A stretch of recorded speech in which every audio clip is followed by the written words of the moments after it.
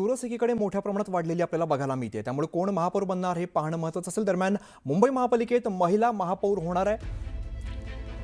खुला प्रवर्ग महिला मुंबईमध्ये बघायला मिळतोय। मुंबई मनपात सर्वसाधारण महिला आरक्षण बघायला मिळते, त्यामुळे मुंबईमध्ये महिला महापौर आपल्याला बघायला मिळणार आहे। मुंबई मनपा महापौर सर्वसाधारण महिलांसाठी राखीव आहे, त्यामुळे मुंबईमध्ये नेमकं कोण महापौर होणार हे पाहणं महत्त्वाचं असेल। दरम्यान नवी मुंबईत सर्वसाधारण महिलांसाठी राखीव ठेवण्यात आले आहे। प्रणाली कापसेंकडे आपण जाऊया, आमचे प्रतिनिधी आपल्याला अधिकची माहिती देतील। प्रणाली, आपण बघतोय मुंबई महापालिकेत महिला महापौर होणार आहेत। अगदी खरंय की मुंबईमध्ये पहिल्यांदा म्हणजे समजा जर भाजपचा महापौर झाला तर पहिली भाजपची महिला महापौर होणार आहे। कारण आरक्षण जे पडलेलं आहे ते सर्वसाधारण महिला म्हणजे सर्वसाधारण खुला महिला अशा पद्धतीची ही आरक्षण सोडत पडलेली आहे। त्यामुळे भाजपची पहिली महिला महापौर होण्याचा बहुमान कदाचित या महिलेला मिळू शकतो। आपण जर बघितलं तर यामध्ये एक गोष्ट महत्त्वाची लक्षात ठेवायला पाहिजे की जे आरोप प्रत्यारोप आतापर्यंत झालेले आहेत त्या सगळ्या आरोप प्रत्यारोपांना खोडून काढण्यासाठी, मोडीत काढण्यासाठी असं एखादं नाव सुचवलं जाणार आहे जे त्याच्यावर लागू पडत नाही। साधारण म्हणजे आता आपण जर बघितलं तर मुंबईमध्ये एकूण ज्या महिला निवडून आलेल्या आहेत त्याच्यापैकी 19 महिला अशा आहेत की ज्या मराठी आहेत आणि 9 अमराठी महिला निवडून आलेल्या आहेत। एकूण भाजपच्या ज्या महिला नगरसेविका निवडून आल्या त्यांच्यामध्ये मी सांगते, आता सातत्यानं असं म्हटलं जात होतं की मुंबईचा महापौर जो कोणी होईल तो मराठी असला पाहिजे। त्यामुळे आपण आता या महिलांमधनं जर अमराठी महिलांना बाहेर काढलं तर जवळपास 19 महिला अशा आहेत ज्या मराठी आहेत। त्यातही आपल्याला हे बघावं लागेल की मग पुढचे क्रायटेरिया, कारण अनेक महिला नगरसेविका ज्या आहेत या वेगवेगळ्या ठिकाणून वेगवेगळ्या पक्षातून आलेल्या आहेत। म्हणजे आता भाजपच्या निवडून आलेल्या महिलांमध्ये अश्विनी मते, राखी जाधव यासारख्या महापालिकेमध्ये काम केलेल्या दिग्गज नगरसेविका सुद्धा आहेत, परंतु या दुसऱ्या पक्षातून भाजपमध्ये आलेले आहेत आणि यावेळेला निवडून आलेले आहेत। त्यामुळे त्यांची संधी सुद्धा या ठिकाणी त्यांना मिळेल की नाही याची शाश्वती नाहीये। अशा अवस्थेमध्ये जर आपण बघितलं तर महिला महापौर जी कोणी होईल ती एकतर सगळ्यात आधी भाजपची मूळ म्हणजे कोर मेंबर असली पाहिजे, ती मूळ भाजपची असली पाहिजे। या दृष्टीने जर आपण विचार केला तर अलका केरकर ज्या की अत्यंत मुंबई महानगरपालिकेचा त्यांचा कामकाजाचा अनुभव आहे, संघ परिवाराशी त्या संबंधित आहेत आणि जुन्या महानगरपालिकेमध्ये काम केलेल्या भाजपच्या नगरसेविका आहे। त्यावेळेला निवडून आले ज्यावेळेला भाजपचं अस्तित्व मुंबईमध्ये फारसं नव्हतं, त्याही वेळेला अलका केरकर या निवडून आलेल्या होत्या। त्यामुळे अलका केरकर यांच्या नावाची सुद्धा चर्चा आहे महापौर पदासाठी। राजश्री शिरवाडकर या महापौर अगदी अनेक भाजपाकडून काही नावं समोर येतात ती तुम्ही सांगते। आपण सुस्मिता बधाणे यांच्याकडे जाऊ। सुस्मिता, मुंबईमध्ये महिला महापौर बनतायत आणि भाजपाच्या आपण बघितलं होतं मराठी महापौर बनणार, हिंदी बनणार की मराठी बनणार याबद्दल पण चर्चा रंगलेली होती।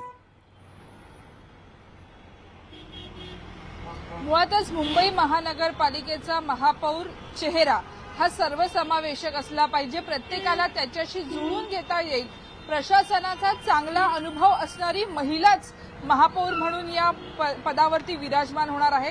खरं तर मुंबई महानगरपालिकेवरती भाजपचा पहिल्यांदाच महापौर बसणार आहे, त्यामुळे त्या चेहऱ्यावरती त्या महिलेवरती सगळ्यात मोठी जबाबदारी असणार आहे। आतापर्यंत आपण जर बघितलं तर शिवसेनेच्या अनेक महापौर महिला या झालेल्या होत्या आणि त्यावेळेला कार्यभार बघत असताना मातोश्रीवरनं आदेश यायची अशा पद्धतीची टीका भाजपतनं केली जायची, परंतु आता ज्या वेळेला भाजपची महिला महापौर या पदावरती विराजमान होईल, मुंबईची प्रथम नागरिक म्हणून त्यांनी मुंबई उपनगर आणि मुंबई शहर या दोघांना जोडण्याचं काम करायचंय।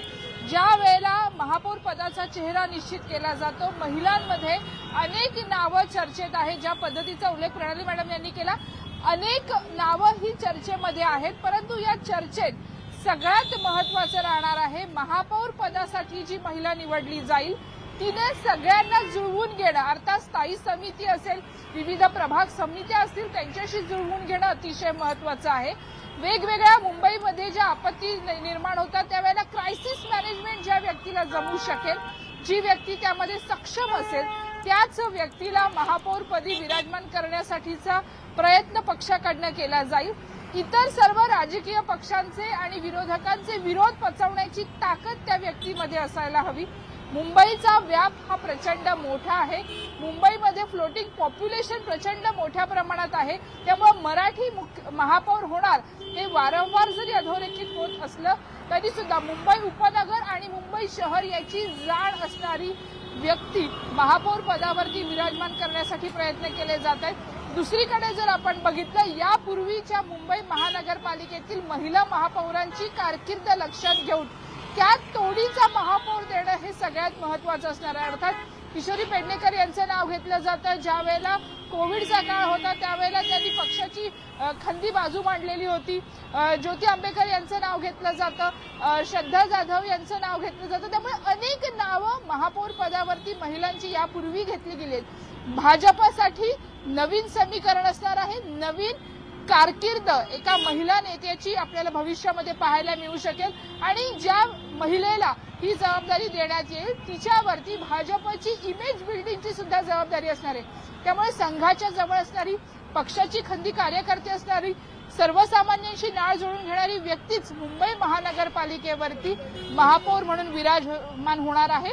आणि केवळ महिला या स्पर्धेमध्ये सर्वाधिक असणार आहेत, कारण त्या पद्धतीचं आरक्षण सोडत आता जाहीर झालेली आहे. सुस्मिता, तुम्ही सोबतच राहा. आपण पुन्हा एकदा प्रणाली कापसे यांच्याकडे जाऊ. प्रणाली, सुस्मिताने खरं तर एक अतिशय चांगला मुद्दा म्हणला, तो म्हणजे मुंबईचा जो महापौर कोणी असणार आहे त्यांना विरोधकांचा जो विरोध आहे तो सुद्धा पचवावा लागणार. दरम्यान खूप मोठी मुंबईची जबाबदारी सुद्धा असणार. त्यामुळे अशी कोणती नावं भाजपाकडे दिसत आहेत जी ही जबाबदारी पूर्णपणे पेलवू शकतील आणि ते दावेदार असतील? अगदी मी जसं सांगितलं की आपण एक एक क्रायटेरिया जो आहे तो लावला जाणार आहे जेव्हा इतक्या मोठ्या आणि महत्त्वाच्या पदाची जबाबदारी सोपवली जाणार आहे. इमेज बिल्डिंग ज्या शब्दाचा उल्लेख आता आपण सुस्मिताने केलेला बघितला तो अत्यंत महत्त्वाचा आहे, कारण भाजपची पहिली महिला महापौर या ठिकाणी बसणार आहे. आणि त्यामुळे मी मगाशी जसं सांगत होते की अनेक महिला आहेत, महिलांची कमतरता नाही आहे, परंतु अशी महिला जी की भाजपची इमेज सुधारू शकेल, ती चांगल्या पद्धतीने मांडू शकेल, तिला प्रसार माध्यमांशी सुद्धा संवाद साधण्याचा तेवढाच चांगला अनुभव असला पाहिजे, तिला पक्षाची पडती बाजू चांगल्या पद्धतीनं पुढे नेता आली पाहिजे. जेव्हा अशा समित्या असतात किंवा वेगवेगळे मुद्दे जे मुंबईशी संबंधित आहेत जे सभागृहामध्ये उपस्थित होतात, अशा वेळेला आपला मुद्दा, आपली बाजू ही चांगल्या पद्धतीनं मांडणं हे जेवढं काम असतं तेवढंच विरोधकांना सुद्धा बोलू देण्याची संधी देणं हे सुद्धा महापौरांचं काम असतं. जी चर्चा सभागृहात होते त्या चर्चेतून मुंबईच्या हिताचं काय बाहेर पडेल हे बघणं महापौरांचं काम असतं. त्यामुळे या सगळ्या बाबी कोण चांगल्या पद्धतीनं सांभाळू शकेल हे बघितलं जाईल.